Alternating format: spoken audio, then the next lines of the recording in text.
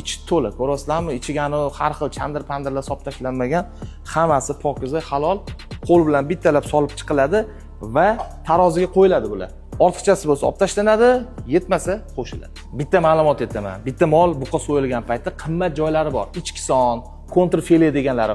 Ularni alohida sotib olsa bo'ladi. Yo'q, unaqa emas. Bitta molni olishadi, chopishadi, kesishadi, hammasini aralashtirib yuborasiz. Orasiga sizga tushib qolsa, shu kontrfile tushib qolishi mumkin, ichki sonlari tushib qolishi mumkin.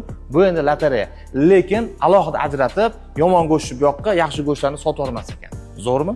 Bugungi kunda lahm go'sht 95 ming so'm, bilasizlar. Bu yerda 325 gram suv solamizmi? Albatta suv solamiz. Chunki go'sht pishgandan keyin kichkina bo'lib qoladi.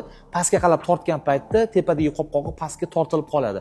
Shuning uchun balans ushlab turish uchun ham suv qo'yamiz. 20 gramcha. Mana mahsulotimiz tayyor. Endi buni pishiramiz.